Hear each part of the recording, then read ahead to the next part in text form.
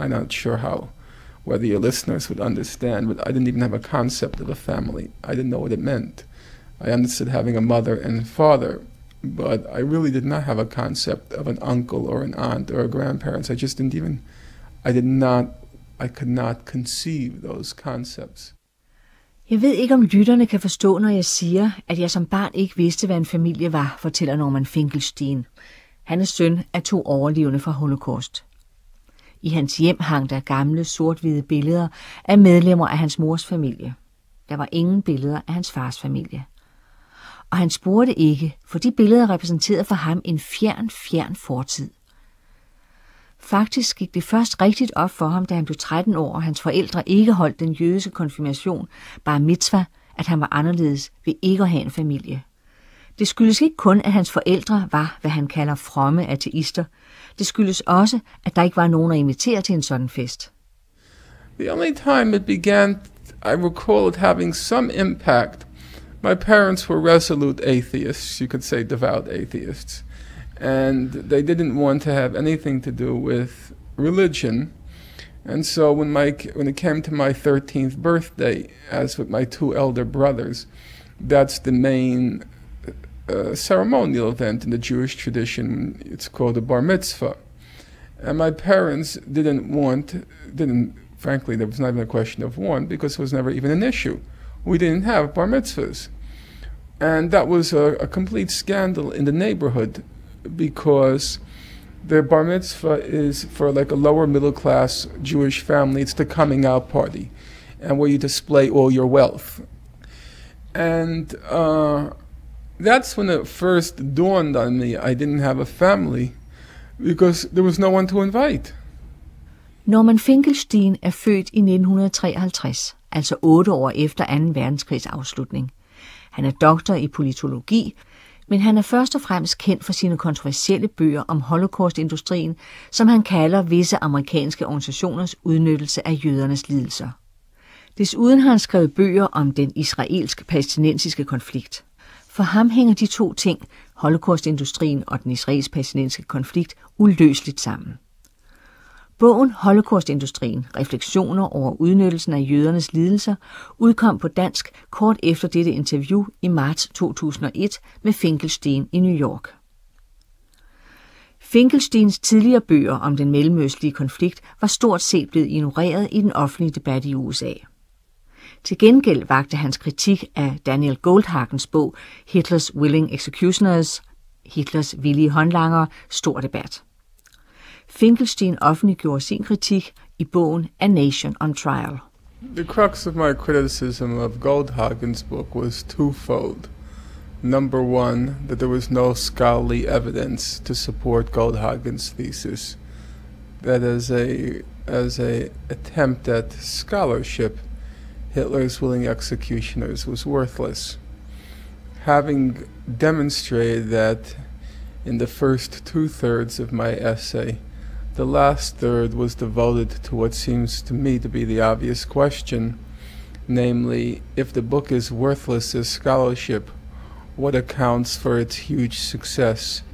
My argument was Goldhagen's basic thesis can be summed up in basically a sentence, that for millennia, all the German people wanted to kill the Jews, and then along came Hitler, who gave them the green light, and then they proceed to do so.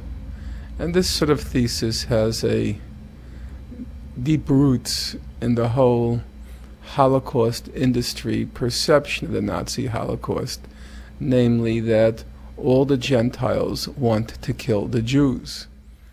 Finkelstein mener, at Goldhagens hovedtese kan sammenfattes i en sætning, nemlig at i årtusinder har tyskerne, alle tyskere, kun ønsket at dræbe jøderne. Og så kom Hitler og gav den grønt lys til det, og så gik de i gang med at gøre det. En sådan tese har sine dybe rødder i hele Holocaust-industriens opfattelse, siger Norman Finkelstein, nemlig at alle ikke-jøder ønsker at dræbe jøderne.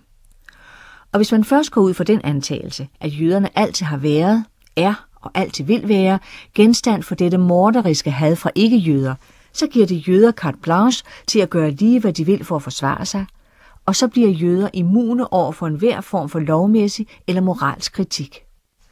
Jøderne hævder, at når det kommer til stykket, ønsker alle at slå dem ihjel. Og når alle ønsker at slå dem ihjel, har de ret til at gribe til et hvilket som helst middel som selvforsvar. Det mener Finkelstein er hovedårsagen til, at Goldhagens bog fik en så stor succes. Argumentet om, at antisemitismens trussel mod jøder gør jøder immune over for kritik, er også et af hovedtemaerne i Finkelsteins bog Holocaust-Industrien, refleksioner over udnyttelsen af jødernes lidelser, som rejser en række spørgsmål angående kompensationerne til jøderne for deres lidelser under Holocaust. Men hvorfor mener han, at kompensationerne er forbundet med udnyttelse? Well, we have to start from the beginning. The attempts at extracting sums of money, large sums of money from Europe, never had anything to do with the survivors of the Nazi Holocaust. They were simply used as a pretext. The Holocaust industry wrapped themselves in the mantle of needy Holocaust victims and then sanctimoniously sought to extort monies. Having wrapped themselves in that mantle, they became immune to criticism. To criticize the Holocaust industry was to criticize the survivors of Auschwitz. De forskellige jødiske organisationers forsøg på at trække penge ud af Europa har aldrig haft noget med de overlevende for Holocaust at gøre. De var, ifølge Finkelstein, blot et påskud. Holocaust-industrien hyldede sig selv i de nødlidende ofres kappe og søgte skinhelligt at presse penge ud af Europa. Derved blev de immune over for kritik. For at kritisere Holocaust-industrien ville være at kritisere de overlevende fra Auschwitz. Finkelstein lægger ikke fingrene imellem, når han skal fortælle, hvem de personer, der står bag Holocaust-industrien er. Der er tale om en bande bøller og tyve fra den jødiske verdenskongres, som alle har økonomiske fordele af denne pengeafpresningsmaskine. Ofrene derimod er dem, der får mindst ud af det, siger han. Og hvad den jødiske verdenskongres er for en størrelse, er heller ikke sådan at finde ud af. Frankly, I don't know what the World Jewish Congress is. The World Jewish Congress claims to represent world Jewry. Where its mandate comes from, only God knows. It's run by Edgar Bronfman, who's a billionaire, inherited the money from his father, Samuel Bronfman, who was involved in liquor sales. The other two main figures, Elon Steinberg and Israel Singer, so far as I know, they crawled out of some sewer. They happen to have stumbled, in my opinion, on a brilliant extortion racket. Ingen ved, siger Norman Finkelstein, hvorfra den jødiske verdenskongres har fået sit mandat til at hævde, at den repræsenterer verdens jødedom. Den ledes af milliardæren Edgar Bronfman, og desuden af Elon Steinberg og Israel Singer, der så vidt han ved er kravlet op af en eller anden kloak og er faldet lige ind i den enorme pengeafpresningsmaskine, som Holocaust-industrien er. Men uanset mandat eller ej, så er der tale om meget magtfulde organisationer. For uden den jødiske verdenskongres er der blandt andet The Jewish Claims Conference, som ledes af en person, der tidligere har været anklaget for banksvindel. Og jeg spørger derfor Finkelstein, om han ikke er bange for, at de skal lægge sag an mod ham for hans mange grove beskyldninger. Nej, tværtimod, det ønsker han mest af alt. I was hoping they would sue me. I asked them. I know these figures, some of them personally, because I was involved for many years in trying to get compensation for my late mother, who was in Majdanek concentration camp. Throughout my writing of the book, I sent the manuscript before it was published to them, and I pointed out in the book, I let Saul Kagan, the main figure in the claims conference, I let him read it, and I called him up, and he was not happy with what I wrote. His main source of distress was that I pointed out that he had been indicted on bank fraud during one period in his life, and I said to him, please sue me. Let's go to court and let's finally open up your records and see who's telling the truth. Please sue me. Finkelstein har udfordret såvel lederen af Jewish Claims Conference som Israel Singer fra World Jewish Congress til at anlægge sag. Men det er ikke sket. Et af deres problemer er, at de dårligt kan kalde Finkelstein for antisemit. Man har dog prøvet med det begreb, der er forbeholdt jøder, der for eksempel er kritisk over for Israel, nemlig selvhadende jøde. De kan heller ikke kalde Finkelstein for holocaust-fornægter, for, som han siger, hans holocaust-akkreditiver er ganske stærke. Begge hans forældre kommer fra Warszawas ghetto, moren blev sendt til Majdanek-korsetlejren, og faren blev sendt til Auschwitz. Nej, det er de andre, der skal anklages, siger Finkelstein, for de er kriminelle, og bør udstilles som sådan, anklages og anbringes bag tremmer. So they know that those particular tactics, they just won't work against me. So they're terrified because I'm out of control from their point of view. I will not be bought. I have one aim. That's to put these people out of business. They are a disgrace to the Jewish people. They're a scandal. A scandal, what they've done to the Nazi Holocaust. They need to be exposed, repudiated. I used to say exposed, repudiated, and driven from public life. But now I would add a fourth, exposed, repudiated, driven from public life. And I think they should be indicted for blackmail and put behind bars. They're criminals. En anden amerikaner, som har beskæftiget sig med Holocaust og USA, er Peter Novick, der i bogen The Holocaust in American Life reflekterer over forholdet mellem brugen af Holocaust og de amerikanske jøders stilling i samfundet. Hans holdning er, at mens de amerikanske jøder efterhånden blev den mest succesrige etniske minoritet, bevægede de sig samtidig stærkt til højre. Det er en analyse og beskrivelse, som Finkelstein helt kan tilslutte sig, og han tilføjer, at der ikke er noget nyt i, at når man får succes i samfundet, så får man en større interesse i at bevare status quo, og en større interesse i at gå op imod dem, der ønsker at ændre på status quo. I sin bog om Holocaust-industrien opremser Norman Finkelstein de amerikanske jøders succes. Indkomsten per capita blandt jøder er næsten dobbelt så høj som blandt ikke-jøder. 16 af de 40 mest velhavende amerikanere er jøder. 40% af de amerikanske nobelpristagere inden for økonomi og videnskab er jøder, og det samme er 20% af professorerne ved de største universiteter og 40% af partnerne i de førende advokatfirmaer i New York og Washington. Og det skal alt sammen ses på baggrund af, at jøderne i USA udgør ca. 1,5% af befolkningen.